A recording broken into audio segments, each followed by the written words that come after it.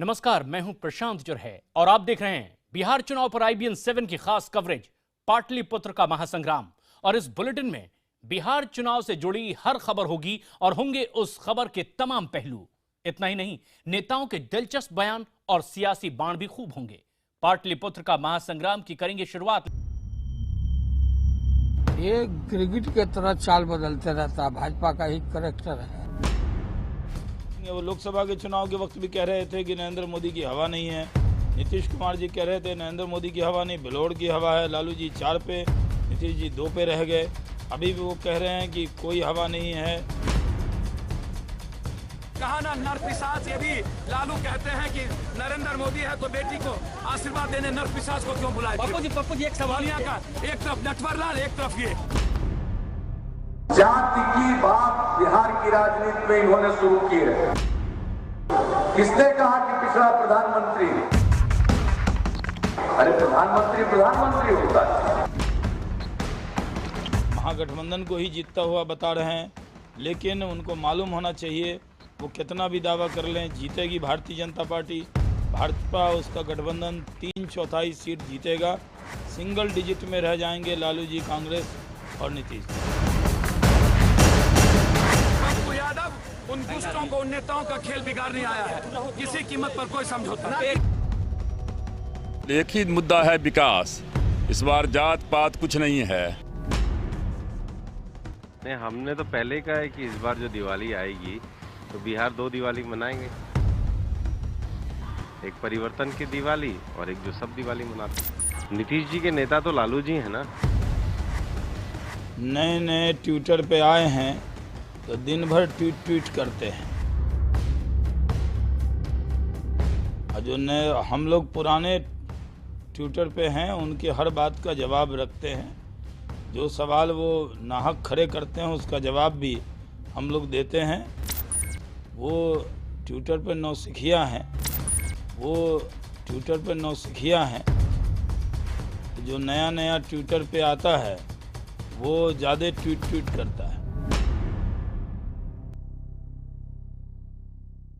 तो इस तरह से हो रही है बयानों की ये सियासत पाटलिपुत्र के महासंग्राम में।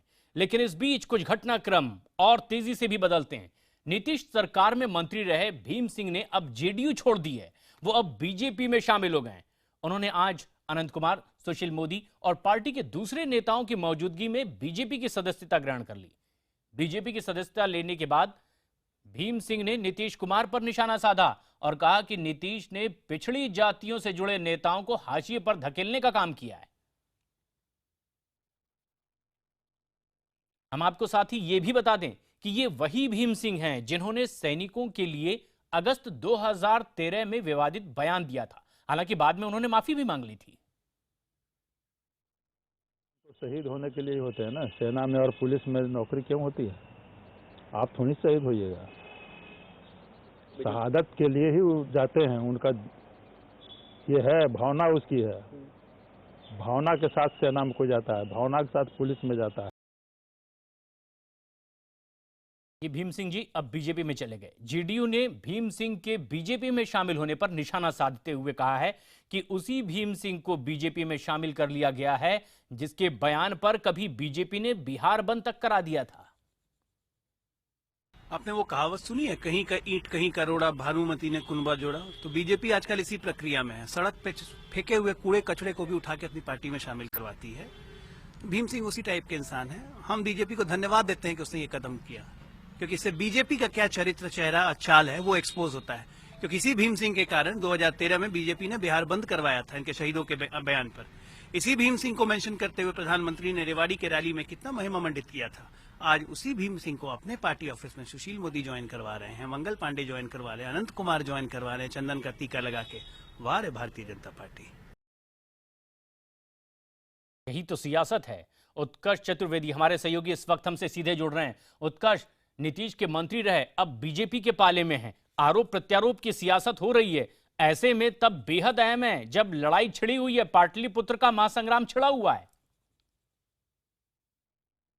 बिल्कुल प्रशांत, जो आप कह रहे हैं कि यही सियासत है और यही इस वक्त बिहार में और बिहार की राजधानी पटना में देखने को मिल रहा है। कल तक जदयू में रहे और उनके मंत्री रहे कुछ घंटों पहले तक एमएलसी सदस्य रहे भीम सिंह अब भाजपा में शामिल है, जहां भाजपा इसे अति पिछड़ों को और पिछड़ों को अपनी पार्टी में प्रतिनिधित्व का मौका बता रही है और वो लगातार कह रही है कि भीम सिंह के शामिल होने से वो अति पिछड़ों के बीच पहुंची है और अति पिछड़ों को वो एक सम्मान दे रही है जो कि नीतीश कुमार ने कभी नहीं दिया है। वहीं नीतीश कुमार की पार्टी जदयू और महागठबंधन लगातार भीम सिंह पर आक्रामक हो रहा है और भाजपा को कटघरे में लेते हुए ये भी कह रहा है कि आप उसी भीम सिंह को अपने साथ ले रहे हैं, वही भीम सिंह को आप अपने साथ ले जा रहे हैं जिन भीम सिंह पर आपने पूरा का पूरा बिहार बंद करा दिया था, जिन भीम सिंह का विरोध करते थे। तो पूरी राजनीति इसी पर हो रही है कि कौन किसके साथ है और कौन किसके साथ नहीं है। बिल्कुल उत्कर्ष, जब कभी नेता पाला बदलते हैं और जिस घर में वो दाखिल होते हैं उन्हें एक उम्मीद होती है कि वो पहले जिनके साथ थे उनकी कुछ ऐसी पोल पट्टी जरूर खोलेंगे। क्या कुछ ऐसा कह पा रहे हैं इस वक्त भीम सिंह?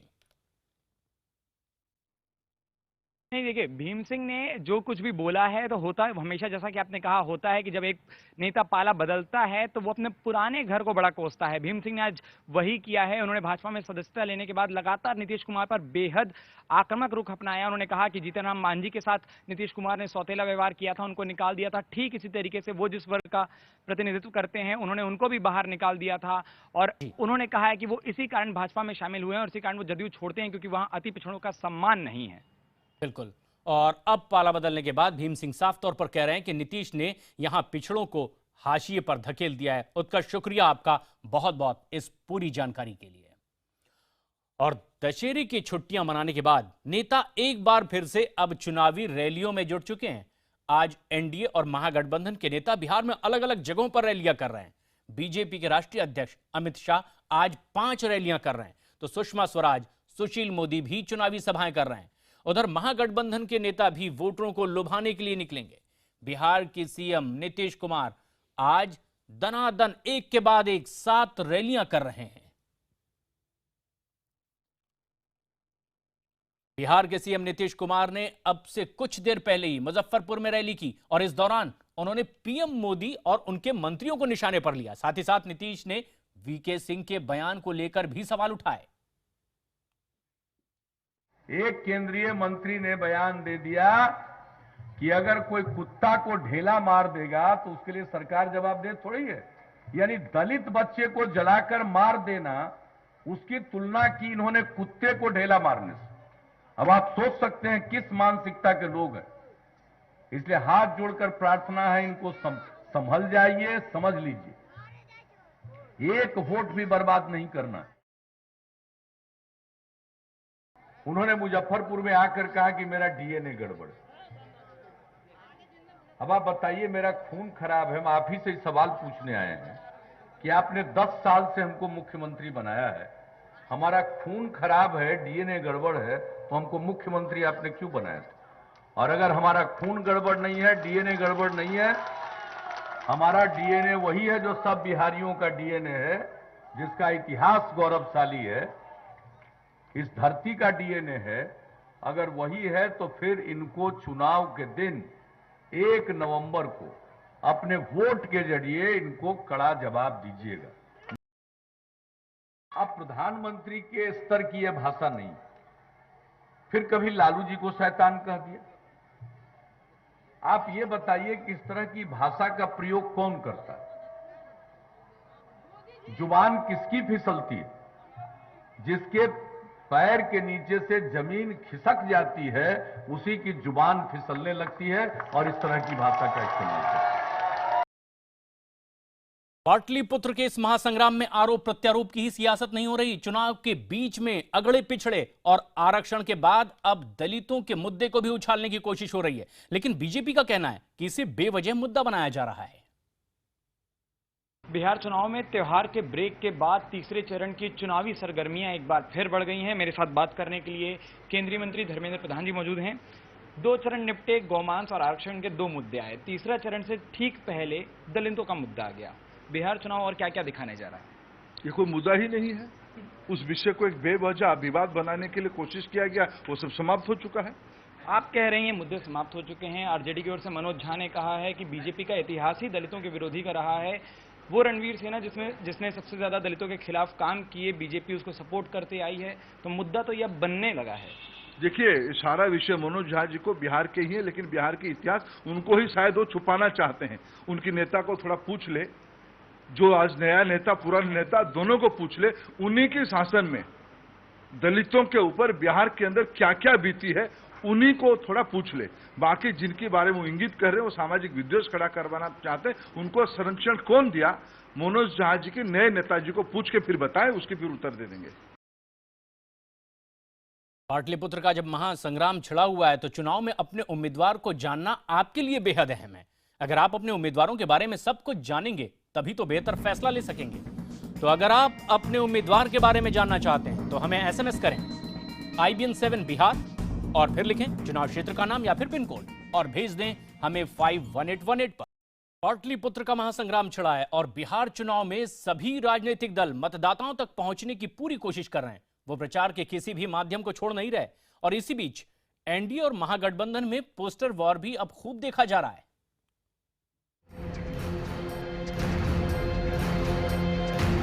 पाटलिपुत्र के महासंग्राम में पोस्टरों और बैनरों की जंग जारी है।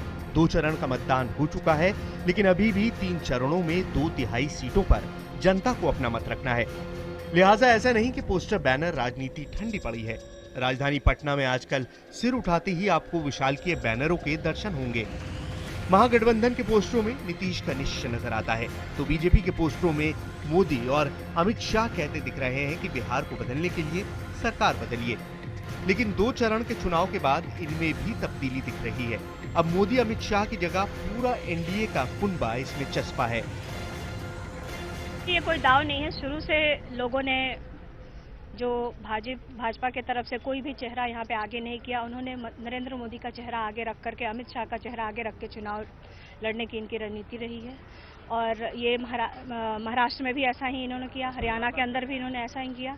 लेकिन जो पहले फेज का चुनाव हुआ और जो महागठबंधन के पक्ष में वोटिंग हुई है और हम उसमें कम से कम 49 में से 40 सीटें, ये हम नहीं कर रहे हैं, बीजेपी का अपना इंटरनल सर्वे भी कर रहा है और इसी का नतीजा है कि पोस्टरों से अमित शाह और नरेंद्र मोदी जी गायब हो रहे हैं।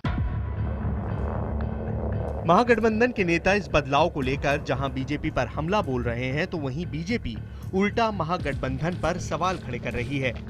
आरजेडी के पुराने खिलाड़ी और अब बीजेपी सांसद रामकृपाल यादव का कहना है कि बीजेपी और एनडीए के पास चेहरों की कमी नहीं। असल में राष्ट्रीय जनता दल के पास कोई नेतृत्व है ही नहीं। भारतीय जनता पार्टी राष्ट्रीय पार्टी है, इसमें राष्ट्र के स्तर पर भी कई चेहरे हैं और प्रदेश के स्तर पर भी कई चेहरे हैं। ये कोई पॉकेट की पार्टी तो है ना राष्ट्रीय जनता दल का कि निकाला और वही चेहरा बन गया। अरे यहाँ तो लोकतांत्रिक व्यवस्था है और जो लोकतांत्रिक व्यवस्था में जो खूबसूरती होना चाहिए, हर जाति, हर समुदाय, हर वर्ग का लोग नेता है और स्थापित नेता है, तो अपने नेताओं को निश्चित तौर पर आगे करने का काम कर रही है। ये अलग बात है कि रामकृपाल ये नहीं बताते कि पहले के पोस्टरों से ये तमाम नेता क्यों गायब थे। आमतौर पर चुनाव मुद्दों पर लड़े जाते हैं और इन मुद्दों को मूर्त रूप देने के लिए चेहरों की जरूरत होती है। लेकिन बिहार चुनाव के बीच समय पर अब ये लड़ाई पोस्टरों पर आ गई है और इन पोस्टरों पर दिखाई देने वाले चेहरे बन गए हैं मुद्दा। कैमरा पर्सन निजाम अंसारी के साथ उत्कर्ष चतुर्वेदी, पटना, IBN 7। साथ ही बीजेपी सांसद और गायक मनोज तिवारी भी बिहार में लगातार चुनाव प्रचार कर रहे हैं, अभियान में जुटे हुए हैं। इस दौरान वो वोटर्स को लुभाने की भी पूरी कोशिश करते हैं। चुनावी सभाओं में किस तरह है मनोज तिवारी का ये अंदाज, आरा में किस तरह से उन्होंने जनता को लुभाया, चलते चलते आप मनोज तिवारी का ये अंदाज भी देखिए और सुनिए। बिहारी बस बिहार चाहिए।